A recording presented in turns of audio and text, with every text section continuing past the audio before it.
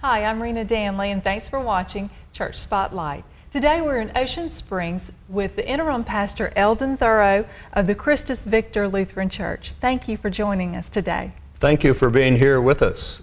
So let's start with what brought you to this church.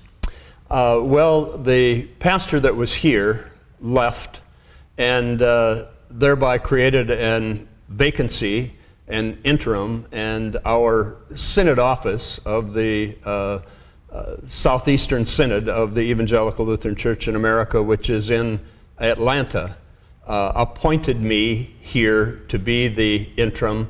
The congregation still had the opportunity to say, no, we don't want him, but then this happened back in January. I've been here since about the middle of January. So you've been here long enough for the congregation to get to know you pretty well. Yeah, I think so. Yeah. And being an interim, we have a suitcase setting here which is there to symbolize to the congregation each time they come to worship that I am an interim, that they in effect can't call me as their full-time pastor. And I've had people say, why can't that suitcase just go away? And I said, well, if that goes away, then I need to go away too. And so then they've said, well, then I'm not going to touch it. So I think that kind of symbolizes to me that they're okay with my being here for the interim anyway. Right. A friendly reminder that things can just be temporal. Right. Well, so if the congregation did want to accept you as pastor here, how would that go? How would that be done? It can't happen. Okay. That's one of the things that I agree to with the synod office in coming here, that I cannot become the permanent pastor. I cannot accept a call. They also agree with the synod office that they would not call me, so that that doesn't happen. And I am retired, really. Just am doing interims. This is actually the fourth one since my retirement that I've done. So You just simply can't stay away, can you? no, I guess not. When the Lord is called, it's difficult to walk away from that. Sure. And when there's a need, I'm sure in your heart you still feel that longing to feel that need. Right, yeah. And I love people, love the Lord, love to preach, and those things kind of tie together. And when they aren't happening, there gets to be kind of a vacancy in one's life, and you kind of, I find myself at least wanting to get back to it again. So. Sure. Once a pastor, always a pastor. Yeah, I guess, yeah, right. Well, are you from this area?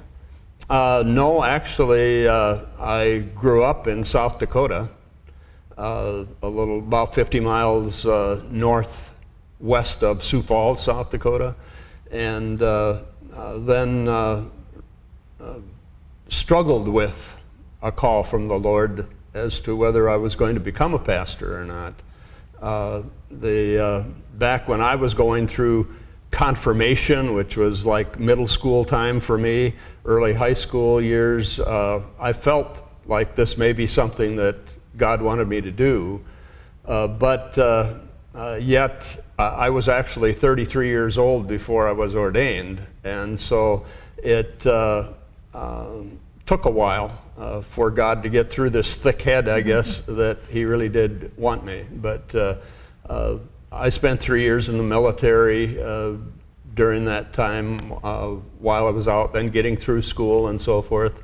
And of course, our system of schooling is 4 years of college plus 4 years of seminary. So we do have as much education as a doctor or a lawyer or anyone like that would have. So. Yes, I didn't realize that. So all along you were preparing, and God was preparing you, and you maybe didn't even realize. Yeah, right, yeah. And it took me some time when the call actually really came then, kind of saying to God, you know, if you really wanted me, what'd you let me do all this other stuff for? And then realizing that probably this was just a part of God preparing me for ministry, because thereby I've been where a lot of the people sitting in the pews are every Sunday doing the type of things that they do. I was a layperson for quite a number of years before I became a pastor. Sure, it makes you relatable. Yes, right. So if you were not originally from this area, when did you move to this area? After I retired then from being a pastor, which during my active ministry, I spent all of that in South Dakota, Minnesota, and Wisconsin. And then after retiring, became a part of what is known within the ELCA as mission builders. It's a group of people who go to an area where they want to build a new church building. And we actually built the buildings. And so we came down to build a new one in Daphne.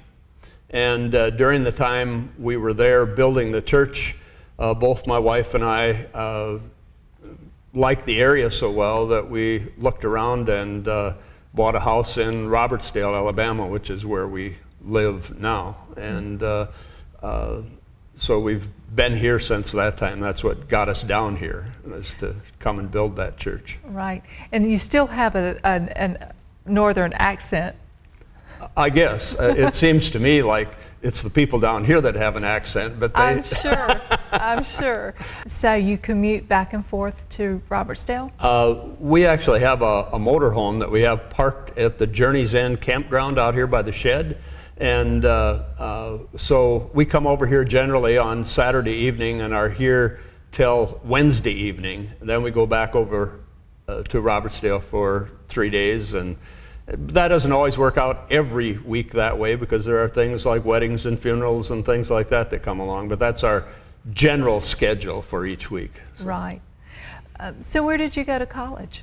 I graduated from Augustana College in Sioux Falls, South Dakota, and then Lutheran Seminary in St. Paul, Minnesota. The two schools that I went to complete my schooling anyway. Right, right. Well, what church did you do before this church? Well, I did an interim also at Gulf Shores, Alabama, when they were vacant without a pastor. Then before that was a church at Arlington, South Dakota, and then before that one at Adrian and Kenneth, Minnesota, that I did interims at. But otherwise, my full-time parishes were in South Dakota, Minnesota, and Wisconsin.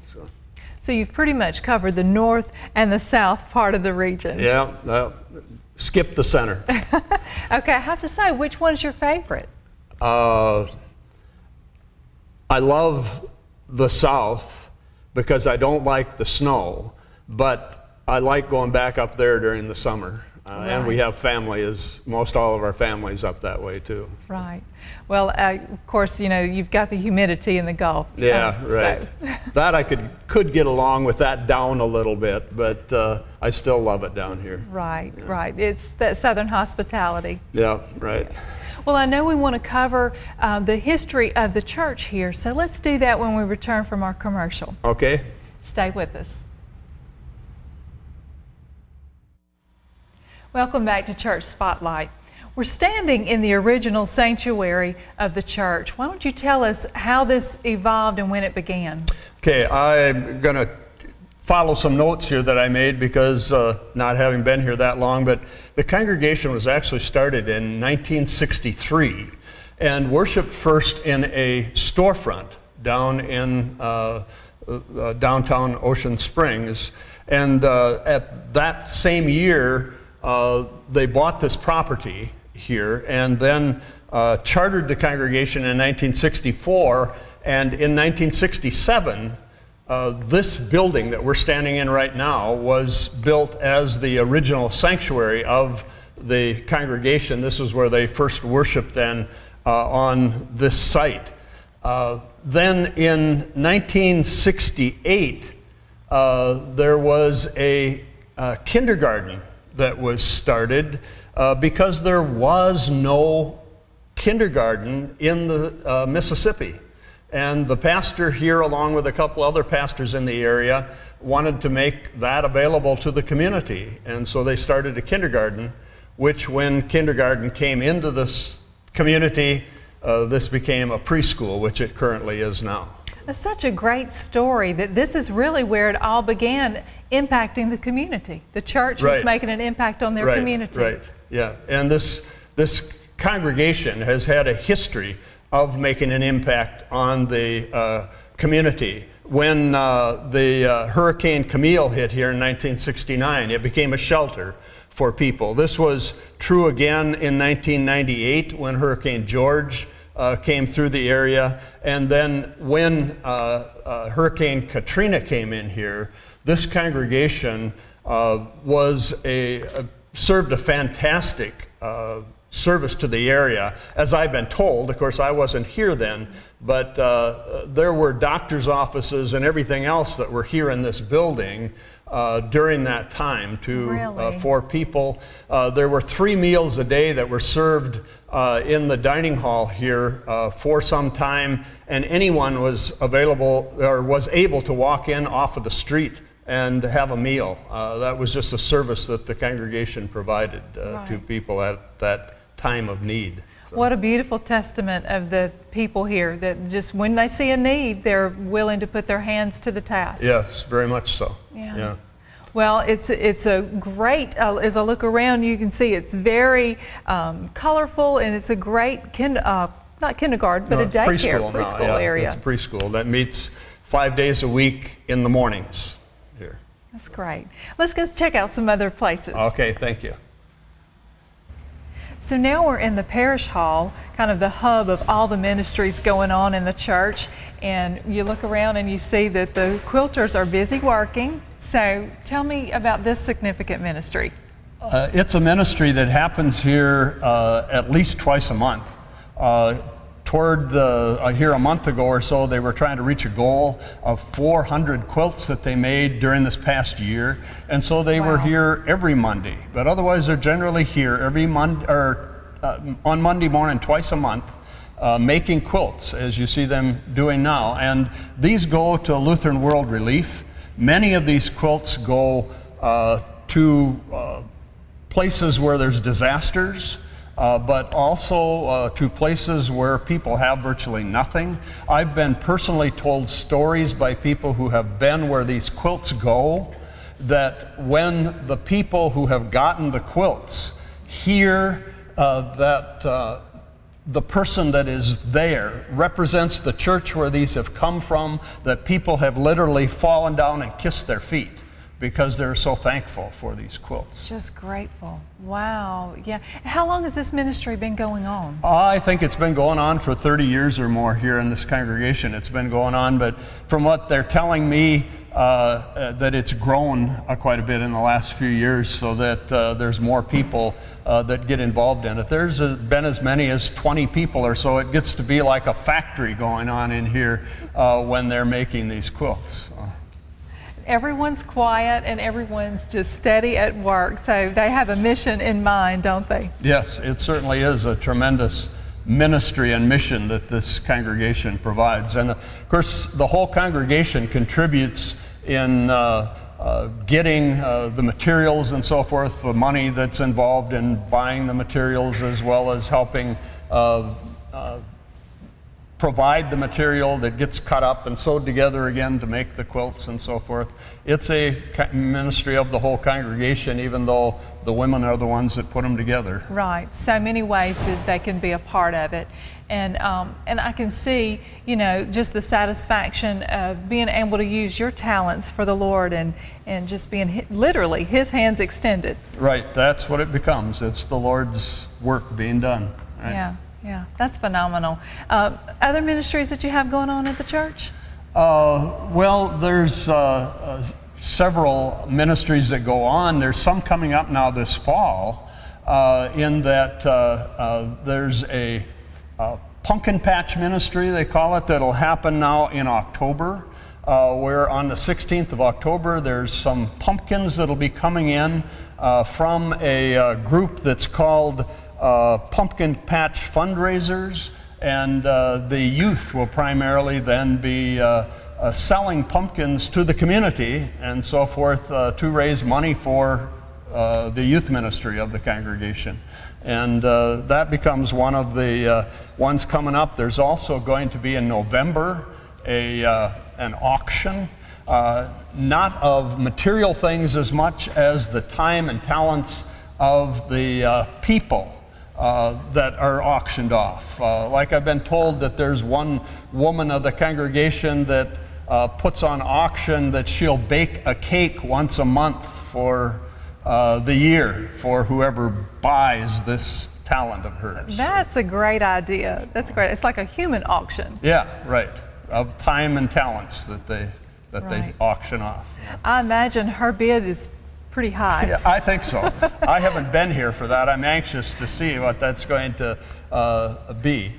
They also have a chili cook-off that goes along with it that day, so that'll be good too, as I love to eat too. So, but also then another important ministry of the congregation that comes up now this winter is a live nativity that the youth have been doing for quite a number of years, that will involve not only live people but also some live animals and so forth of the nativity of Christ. Mm-hmm. And do you have a schedule of that? It'll happen on some evenings just before Christmas. Okay, and we can put your website and your phone number on there if they want to, as we get closer to the season, find out the exact times on that. Right. Okay. All right, well, let's take a break, and when we return, we'll hear more about this ministry at Christus Victor's Lutheran Church. Welcome back to Church Spotlight. Pastor Eldon, how's the congregation supporting the area in other ways other than the quilting? As we said, the congregation really reached out, like after Katrina and so forth. Out of this sprang Camp Victor, which has been a ministry that's gone on for 5 years here. Just a few weeks ago, kind of put a closure to that, being 5 years away from Katrina. Although there's work still to be done, the money really wasn't there to do it now anymore. So what is Camp Victor? Camp Victor was a place that was put up after the building here had been used for about a year after Katrina to provide housing for volunteers and so forth. They can house 200 people over at Camp Victor, volunteers that come down, and there's been many times when they had that filled up week after week of volunteers coming down to help people in the community to rebuild and so forth, clean up after the Katrina. Yeah, I think even it's hard for even our area residents to understand that even after 5 years after Katrina, people are still in need, and there are still homes that are yet to be repaired or even, built again. Yes, that's true. And the main reason it's not continuing anymore to any large degree is simply because of lack of money. The government money has dried up, as well as just a lot of the volunteer money coming down. So. Right. What are some of the other ministries? Well, we also sponsor here from Christus Victor a Boy Scout troop that is very active in the community. There's also Girl Scouts that meet here. There's a Gamblers Anonymous that meets here in our building. So that the building isn't just for Christus Victor Lutheran Church as such, but we also provide it for other things within the community that are happening like that. Certainly, I think this congregation has been a congregation that has and continues to reach out into the community. They're not just a church on Sunday. No, definitely not. And just not confined to these four walls. No, reaches out into the community, very definitely. All right. Anything else that you'd like to make sure that we know about your church and about your congregation? Well, besides with the women, the quilting that we just were in watching them making quilts, They also have a Bible study that meets 2 Wednesdays a month. They also have other ministries going on. There's a men's group that meets once a month on the 4th Thursday of the month. There's a Seniors on the Go group, which is primarily just a social thing for them to get together, to go see things in the area or eat together, that type of thing. We as Lutherans get accused of doing a lot of eating, but then I always really don't apologize for that, because in the Gospel of Luke alone, Jesus is recorded as being involved with 19 different meals, and so he evidently liked to eat. He liked to eat and too. so as his followers, I think he maybe gives us permission to eat as well. Well, it's a good bonding time. Yes, All the yes. defenses are down, and it's just forming relationships. Yeah, so we really like to have potlucks and so forth that bring the people together, and you get to taste the best of every home that way as well. I'm sure. There's also a grief support group that meets here once a month. One of the women of the congregation leads this, and it's for anyone that has lost, whether it be a loved one, or maybe they've lost a job, or any type of loss that they may have in their life. There's also a youth group ministry going on here. As we mentioned, the pumpkin patch will be something that'll raise some money to help that go on, and they go to camps during the summer. They also have various social activities going on during the year, as well as they just recently led one of the worship services here, and that kind of thing. So. Really? Well, what's the congregation like here? Is it, as far as attendance, is it a large congregation, or? Well, it's, yes, a fairly large congregation. We hope to worship about 150 a weekend kind of thing. It used to be quite a bit larger than that, but Katrina, as well as some other things that have happened within the community and within the congregation, have taken its toll, so that it's not nearly as large as it was 5 years ago. Right, but still very active and effective. Right, right. Yeah. Well, when the youth did the worship, was it more of a traditional style, or how would you classify They did it more in a contemporary style. And we did for a while try to do a contemporary worship on a Sunday evening, but that just didn't go real well, and so that has been abandoned for the time being anyway. Maybe when a new pastor comes, it might be revised. I have no idea of how that might go. Sure. Do you have any idea of how much longer you'll be here? Not really. It could be up to another year. The congregation needs to, right now, make some adjustment within itself to realize who it is, that it isn't who it was 5 years ago, and that will affect the kind of person that they need to call as their next pastor. And I think the leadership has pretty much made that adjustment. It's something that the congregation itself really needs to make yet before they're going to be ready to call a new pastor. Right. Can you give us your service times? Right now we are just worshiping at 10:30 in the morning with Sunday school and 9:15. There had been an 8 o'clock worship that was discontinued because they thought they wanted to bring everybody together, but I know tomorrow night as the council meets, they're going to consider the possibility of possibly putting that service back into again. So then it would be 8 and 10:30 that we'd be worshiping. Okay. Pastor Eldon, it's been a privilege to meet you and to take a closer look at the church here and the activity that the church is doing. You have a beautiful sanctuary, a beautiful heart, and I believe you have a beautiful people here. Thank you. Thank you very much for interviewing me and for giving the community a view of our congregation here. Just another church making a difference. Thank you. Thanks for watching Church Spotlight. Until next time, I'm Rena Danley.